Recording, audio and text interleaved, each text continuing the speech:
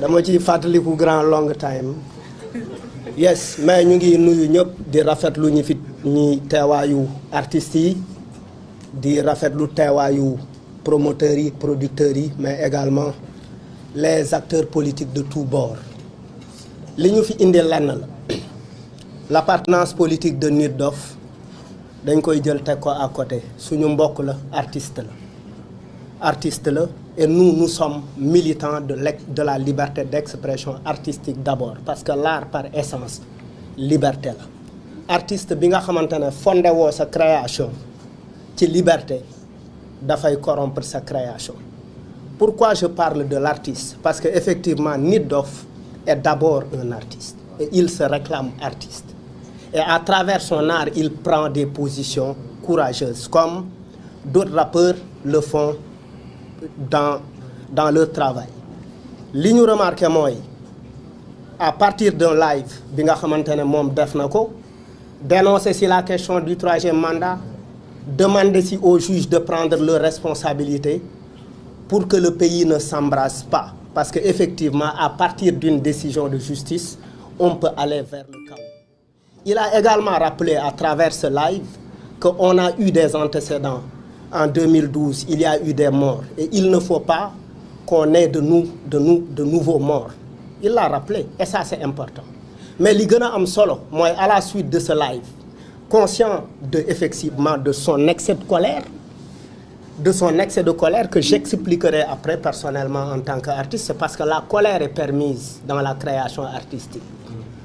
Donc, après, à la suite de son live, il a dit man maa ngi jégalu ñëpp parce que j'ai parlé sous le coup de l'émotion. Je pourrais m'éviter un certain nombre de choses. Et par anticipation, quelqu'un qui s'excuse, mais soxla woo di ko arrêter. Si par exemple l'arrêter pour qu'il s'excuse, pour l'humilier, tu ne peux pas l'humilier parce qu'il s'est excusé. Finalement, l'État est dos au mur, la justice est dos au mur, parce que question yu mel nii c'est des questions qu'on peut négocier, discuter pour effectivement dire à la personne tu as fait ça, ne refais plus ça. Et lui-même a dit maa ngi jégalu ñëpp, juge bi ci la bokk, magistrat ci la bokk. Et il y a énormément d'aberrations. Pourquoi? Parce que effectivement on dit désobéissance, appel à l'insurrection, menace de mort. Il y a rien de cela qui apparaît effectivement dans ce live. Donc en fait, les chefs d'accusation à son endroit sont inventés de tous bords et c'est mensonger. Il est important que képp ku nekk Sénégal qu'on travaille tous ensemble à lutter contre la promotion du mensonge parce que fen ci dëkk bi dafa commencer jël benn dayoo bu am solo ba finalement fen niiru dëgg parce que nit ñi dañuy dem fen di fen ba culturellement ñu mujju jël fen def ko dëgg.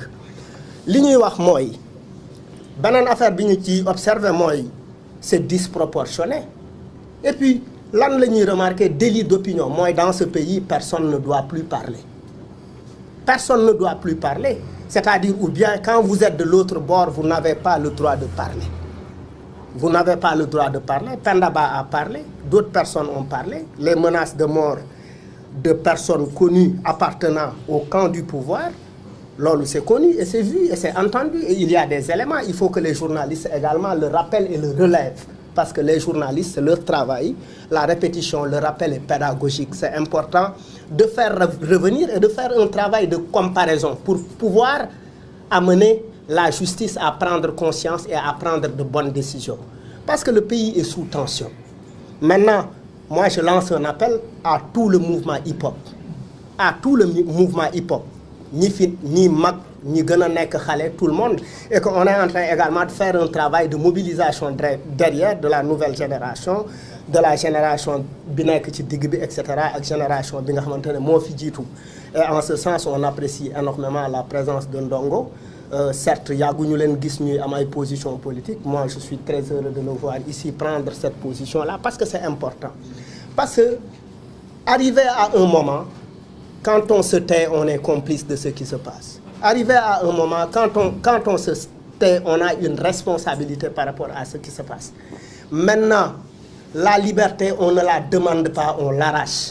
Et pour arracher la liberté, il ne faut pas être dans la négociation, il faut lutter sur le terrain.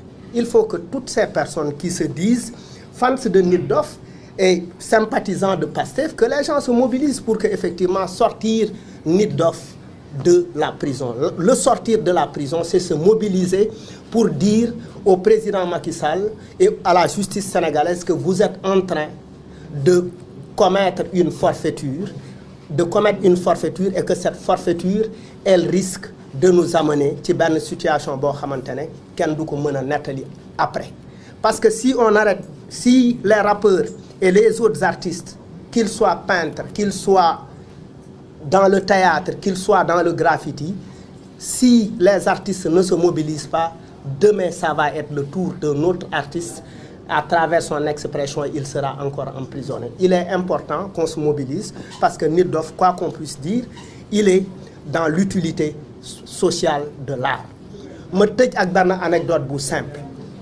La dernière fois que je l'ai rencontré, à part l'invitation qu'on a, l'invitation Binko pour le festival Guédiawaye Baye Rap, on s'est rencontré à Walf. Quand je suis Walf pour nous défendre l'émission Manak Mom, on ne se parlait pas. Parce que Manak Mom, nous avons 3 mois, Djubo 2 mois, Khulo Wat, Djubo Wat, etc. Et c'est important. Nous sommes qui trop. Donc, quand nous avons mais qu'est-ce qui se passe? Moi, je t'appelle, tu ne prends pas ton téléphone. Je dis non, yo respecte wo.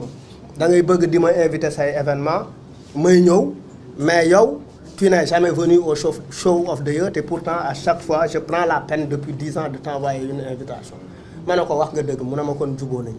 Donc en fait c'est pour dire que effectivement c'est une personne qui te dit ce qu'il pense en face et c'est important. Man loolu moo ma dugal ci affaire bi. Gëj naa ñëw ay mobilisation am na ñu bëri ñu théoriser ni grand bi léegi tapper la def ci def ndoxum glace mais oui pour cette affaire pour que les artistes pour la liberté de l'artiste parce que l'art est important dans un pays. Maintenant un live où on dit saaga ndey où on dit wax affaire yu bëree artiste bu nekk da ngay sukkandiku ci sa trajectoire. Un historien qui fait un live n'insultera pas. L'insulte est permise dans le rap. Moi, je fais partie de ceux qui défendent l'insolence et l'indécence et la violence verbale du rap. Un rappeur insulte. Merci beaucoup.